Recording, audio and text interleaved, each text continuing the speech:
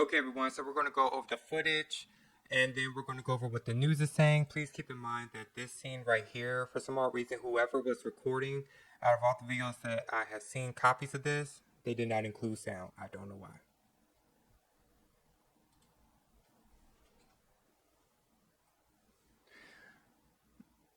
Now, I think this scene, they're all keeping distance and they're holding on to each other. I'm not sure what procedure that is. If someone knows, you can place it in the comment section.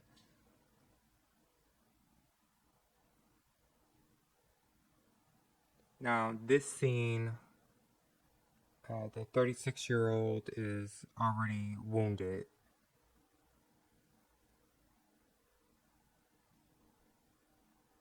Breaking coverage right now at 4 Sky Fox over the scene in Fairfax where 2 officers were shot during a traffic stop right now. The suspect is in custody and police say those officers are in the hospital with non-life-threatening injuries. This all unfolding within the last 90 minutes or so along the Majestic Lane between Route 50 and Meadow Hill. That's where we find our Tom Fitzgerald, who immediately reported to the scene. Fitz, what do we know at this hour? Good afternoon. We're here in the Greenbrier section of Fairfax County, an area very familiar with people. It is one of the most busy shopping centers in this region.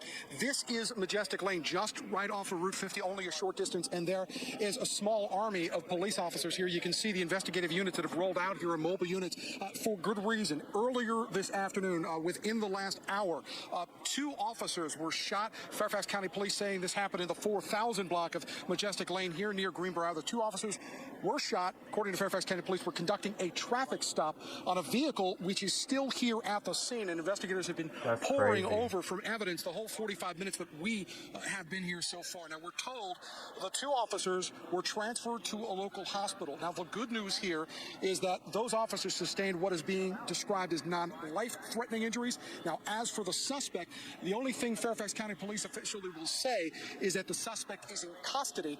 We have ascertained information as to the injuries of this suspect being much worse than those that were suffered by the police officers who were shot in this scenario. Now, we are expecting that the police chief of the Fairfax County Police Department, Kevin Davis, who is on scene here right now and currently is undergoing a briefing with his detectives and officers here at the scene, is going to be stepping over to our microphone and our camera here on Fox 5 in just a short amount of time to give us a more detailed update. What we can tell you is that there are not only evidence trucks here, there are evidence tents that have been set up. There was a small apartment building directly adjacent to where we are right now. Now, some residents had said that they had heard anywhere from 3 to 5 pops.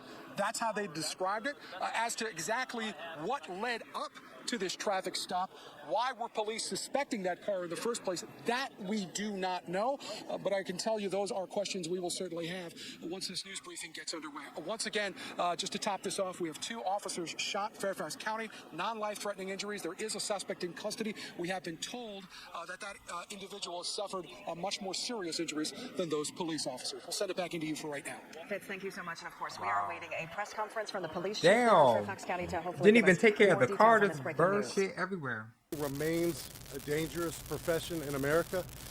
Number one, just to let y'all know that static number is two, not we have coming some from great me. cops in Fairfax County doing some outstanding police work, and I'm glad to say that our 2 police officers who were shot earlier this afternoon have non-life-threatening injuries.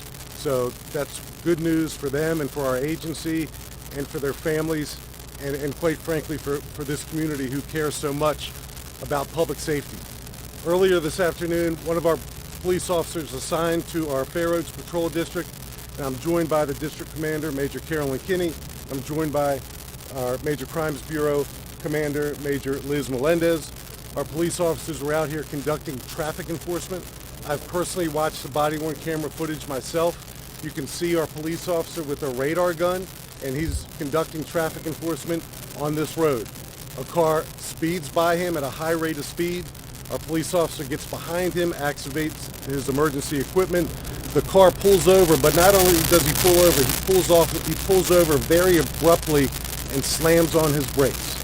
So the officer obviously noticed that the driver slammed on his brakes abruptly, but nonetheless he gets out and is conducting what amounts to a normal traffic stop for a traffic violation, speeding. The lone person in the car, who I will refer to as our gunman, who ultimately shoots two uniformed Fairfax County police officers, is immediately hostile, immediately argumentative, immediately behaving in a manner inconsistent with what we encounter with a typical motorist. He's combative. He refuses to identify himself. He refuses to produce any identification whatsoever. He does tell the police officer that he is armed. The police officer hears him. As other police officers arrive on the scene, our initial police officer Well, my thing is tells like, the driver, our why gunman, say to that? stop reaching for his firearm. His firearm is in a holster attached to a gun belt that our bad guy is wearing over his clothing. I mean, at least As he was the honest. backup but officers arrive, one of the backup officers, a 19-year veteran, interacts with our motorist, with our gunman, tells him to stop reaching, and tries to prevent the gunman, the occupant of the car, from grabbing his gun. The gun comes out of the holster. The driver of the car, our gunman, takes his gun out of the holster and leans back in his driver's seat and immediately opens fire on two uniformed Fairfax County police officers who are standing at the driver's side door of the car. There's a third Fairfax County police officer on the scene. He too is in uniform. He too is assigned to patrol in the Fair Oaks district.